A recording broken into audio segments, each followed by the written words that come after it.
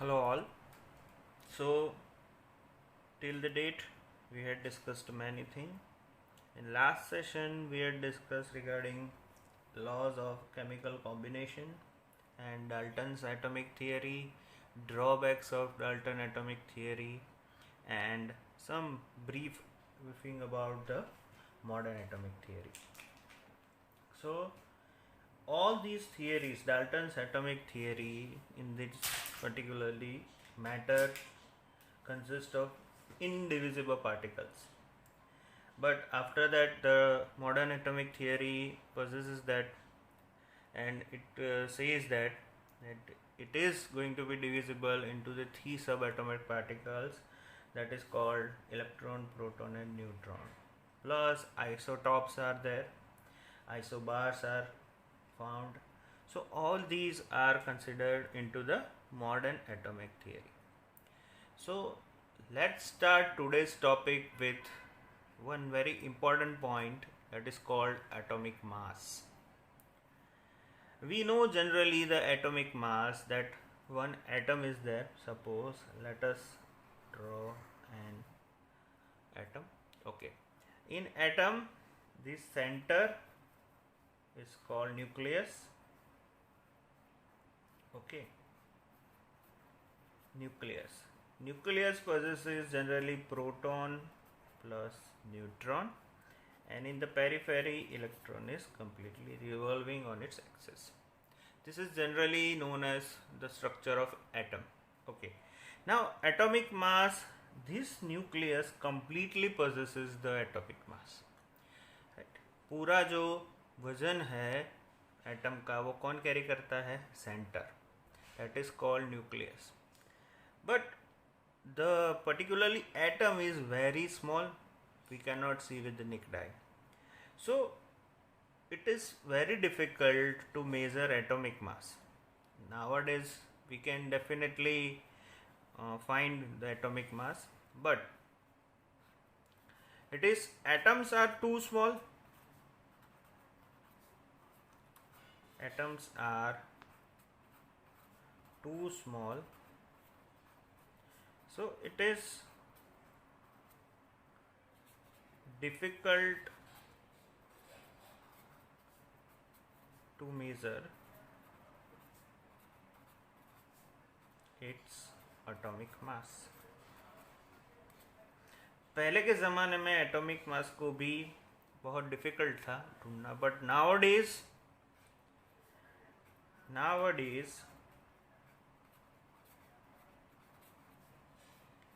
mass spectrometry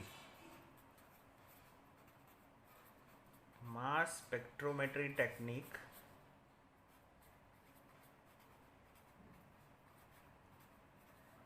is widely used.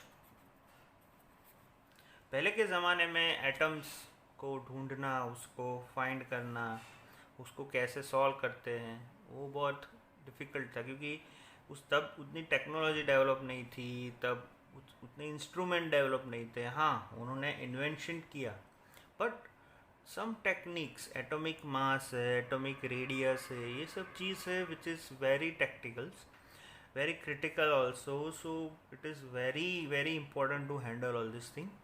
So at that time they are just they have some technique with that, they are finding the atomic mass.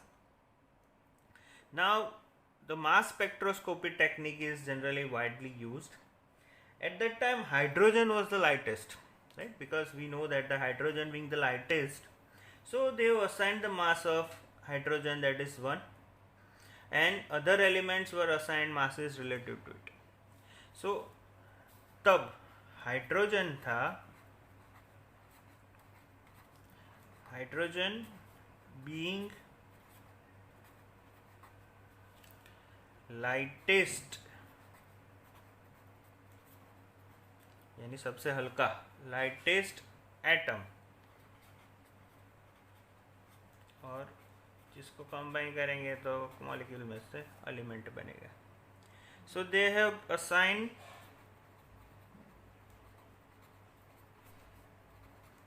mass, that is 1, without any unit. They were assigned mass as 1 and other elements were assigned according to the mass relative to the hydrogen.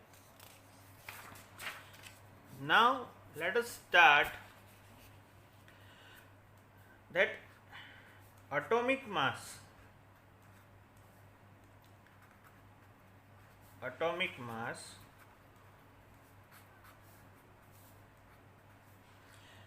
right.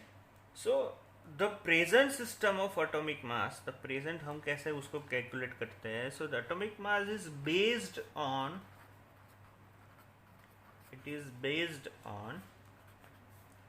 carbon 12,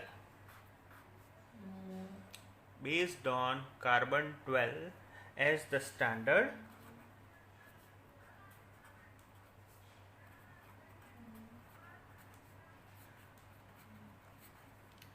the standard, and the masses of all the atom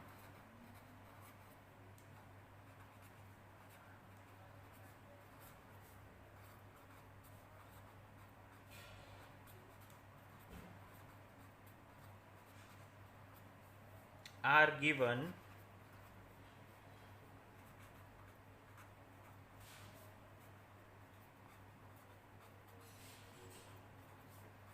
relative to its standard. Right. यानी अभी हम जो measure कर रहे हैं that is according to the carbon 12. Carbon 12 is nothing but the isotopes. Carbon 12 जो है that is one of the isotope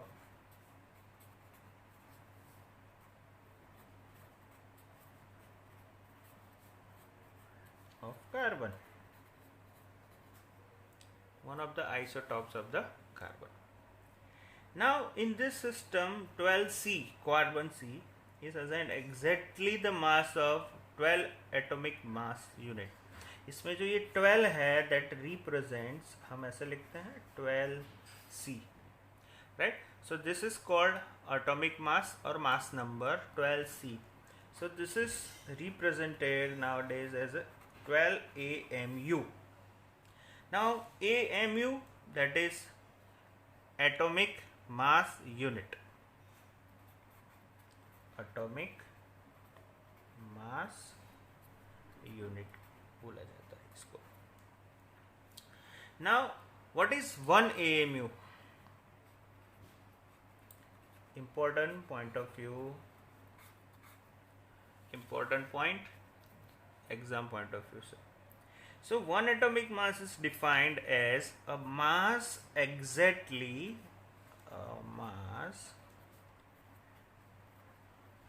exactly equal to the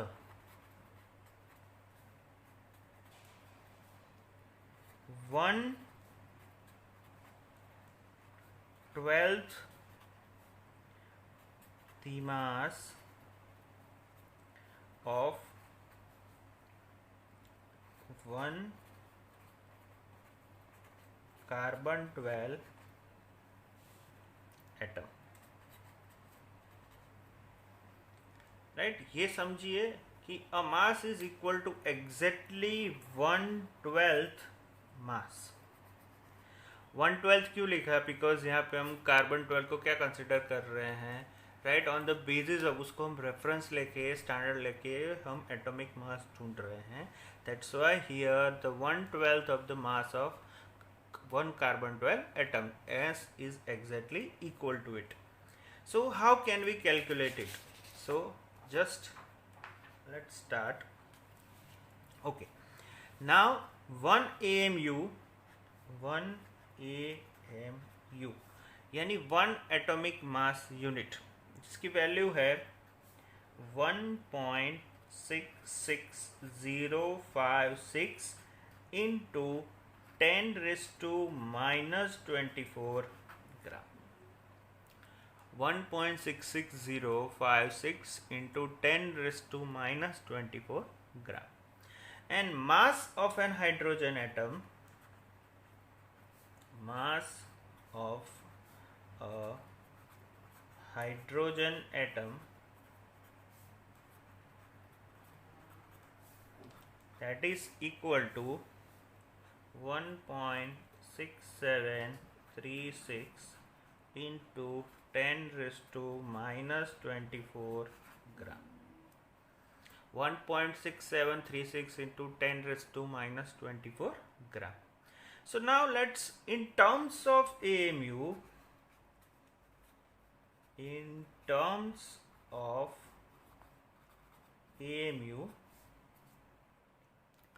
अगर हमको ढूंढना है मास ऑफ हाइड्रोजन एटम, ये तो ग्राम में है, so mass of hydrogen atom that is equal to mass of hydrogen atom 1.6736 into 10 raised to minus 24 gram upon 1.66056 into 10 raised to minus 24 gram. Gram gram cancel and इसको हम solve करेंगे.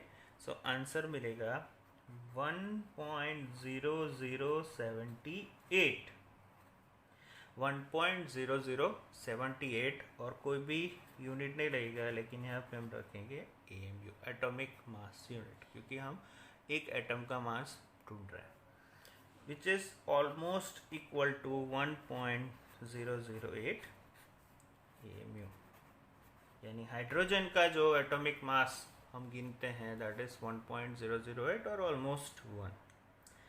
Similarly oxygen का भी हम ढूंढ सकते हैं. Right, suppose oxygen है, तो अभी हम ऑक्सीजन का जो मास है, atomic mass, which is generally 15.995 AMU है, which is almost equal to 16.00 AMU हम कंसिडर करके चलते हैं. ओके, ऑक्सीजन का atomic mass 16. Nowadays AMU is replaced by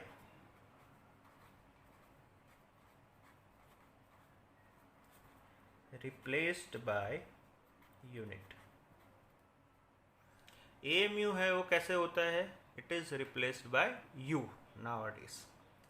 So ये जो कंसिडर करते हैं that is called atomic mass.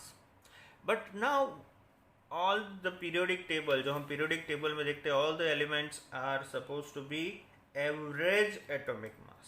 That is not only atomic mass, क्योंकि बहुत सी जगह पे रिलेटिव एबंडेंस है, बहुत सी जगह से मिलते हैं, अलग अलग फॉर्म में मिलते हैं, अलग अलग आइसोटॉप्स में मिलते हैं. Okay, so consider to that let us discuss the average atomic mass.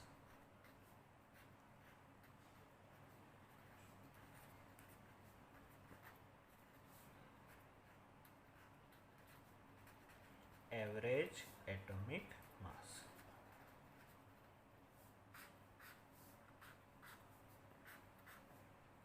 Okay, average atomic mass. Many naturally occurring elements exist more than one isotope. मैंने जैसे बोला है, बहुत सारे relevant abundance में मिलते हैं. So when we take into the account the existence of these isotopes, their relative abundance percentage occurrence, the average atomic mass of that element can be computed. Okay, so in this मैंने जैसे बोला कि 2-3 तरीके के isotopes होते हैं. जैसे बहुत सारे आइसोटॉप्स हाइड्रोजन के हैं तो 3 आइसोटॉप्स मिलते हैं, तो उसके एवरेज मिलते हैं.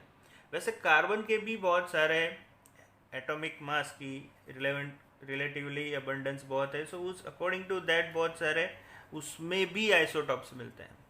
सो एक एग्जाम्पल से हम समझते हैं कैसे एवरेज एटॉमिक मास ढूंढा जाता है. सो आइसोटॉप्स ले लेते हैं. रिलेटिव अबंडेंस होता है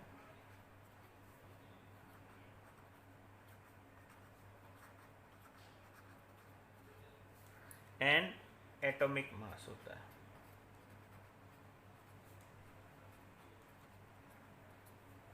that is AMU. Okay, so isotope है, एक है 12C जो हमको मालूम है, एक होता है 13C एंड एक होता है 14C. ये तीन अलग अलग एबंडेंस में मिलते हैं आइसोटॉप्स. ये जो मिलता है रिलेटिव एबंडेंस इन परसेंटेज 98.892% मिलता है, जिसका हम एटॉमिक मास क्या कंसिडर करके चलते हैं 12 जो लिखा है. 13C के लिए जो मिलता है दैट इज 1.108%. इसके लिए है 13.00335 इसका AMU. और 14C जो मिलता है दैट इज 2 into 10⁻⁻10 यानी 0.0000002 करके. सो जो ये जो एटॉमिक मास इसका मिलता है दैट इज 14.00317. राइट, तो अभी इसका हम average atomic mass from the above data, average atomic mass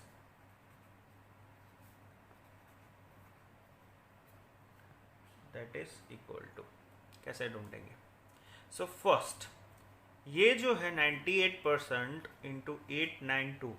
okay, so 98.892 divide by 100, percentage को हम डिनोट करते हैं, तो multiply by this particular AMU 12 again plus 1.108 divided by 100 into 13.00335 plus 2 into 10⁻⁻10 upon 100 14.00317. Okay, so is equal to, इसको हम solve करते हैं. सो सिर्फ डेसिमली चेंज करना है, 0.98892 इंटू 12 प्लस इसमें भी सेम वही है 0.0108 इंटू 13.00335 प्लस, हाँ यहाँ पे अभी एक समझने वाली बात है, 100 मानी 10⁻², पावर 2 10⁻², 10⁻² ऊपर चला जाएगा तो क्या हो जाएगा 10⁻².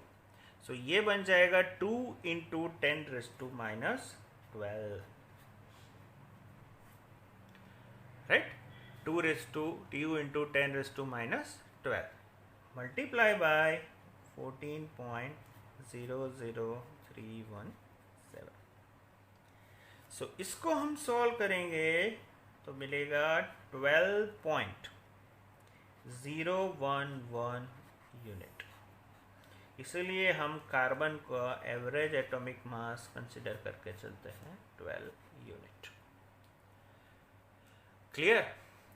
सी, जस्ट एक बार हम ब्रीफ कर लेते हैं, अगेन रिवाइज कर लेते हैं. 3 आइसोटॉप्स है, रिलेटिवली अबंडेंस इतने परसेंट मिल रहे हैं, एटॉमिक मास यूनिट है वो इतने हैं. एग्जाम में आपको ये दिया होगा, आपको सिर्फ ये सॉल्व करना है, ठीक है. इसको परसेंटेज में कन्वर्ट किया, सो 0.98892 into multiply by atomic mass unit, same 1.108 100 divide by 100 किया, सो परसेंटेज में कन्वर्ट करके मल्टीप्लाई बाय AMU. 2⁻10 है, 2 इंटू 10⁻10, ये नीचे 100 आया है तो 10⁻². इसको हम definitely laws of exponent apply करके ऊपर लेंगे तो 10⁻². So 10⁻10 minus 2, so that is 10⁻12 into atomic mass of C14. So answer मिलेगा 12.011 unit, which is almost equal to 12 unit. So in periodic table, the average atomic mass is represented. चलो एक और example से हम इसको सॉल्व करते हैं कि कैसे होता है. For example, if bromine atom if bromine or bromine atom is in the form of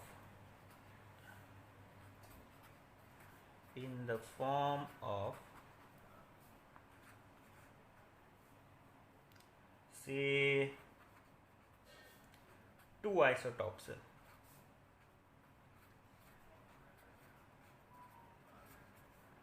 to isotopes मिल रहा है. एक है 79 Br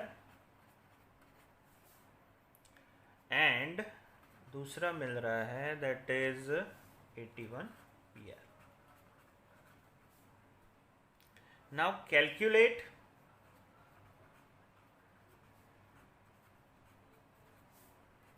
average atomic mass. But for all this हमको रिलेटिव एबंडेंस तो चाहिए. तो 79 Br जो है उसका हमको जो रिलेटिव एबंडेंस मिल रहा है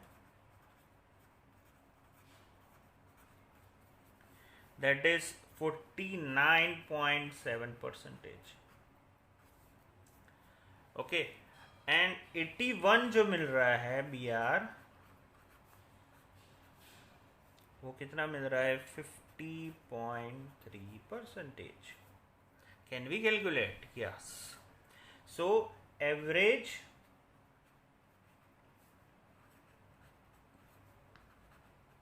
एटॉमिक मास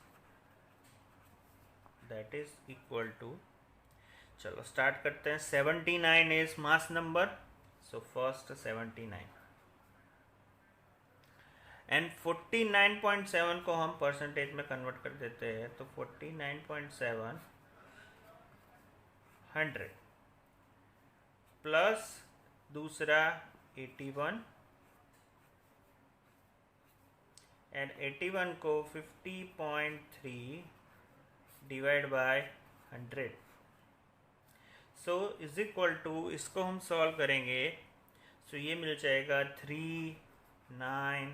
3926.3 मल्टीप्लाई कर दिया डिवाइड बाय 100 प्लस इसको हम सॉल्व करते हैं तो मिलता है 4074.3 upon 100.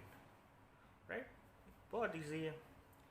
So is equal to 8000.6 upon 100. Denominators are same तो direct addition. Is equal to, इसको कन्वर्ट करो 80.006 unit. This is our average atomic mass of bromine.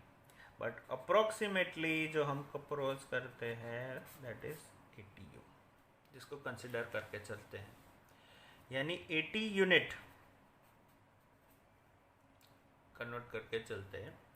So this is called average atomic mass. So now I hope that you might have understood and you all are clear with this, because this is already, I think it was discussed in 9th standard also this, but बहुत detail में नहीं है. Atomic mass जो होता है वो carbon 12 को reference में लेके चलते हैं, और एवरेज एटॉमिक मास और रिलेटिवली अबंडेंस जो इसका आइसोटॉप्स होते हैं उससे मल्टीप्लाई करके चलते हैं. So this is it. This is आपको जो इसकी असाइनमेंट मिलेगी उसमें एक एग्जाम्पल होगा. इस तरीके से सॉल्व करना है. क्लोरीन के बारे में है. क्लोरीन है, उसका आइसोटॉप्स दिए हुए हैं, उसको आपको कैलकुलेट करना है एवरेज एटॉमिक मास. आपने पहले कर दिया है लेकिन आपकी प्रैक्टिस के लिए है, तो just try to solve it. Okay, thank you very much.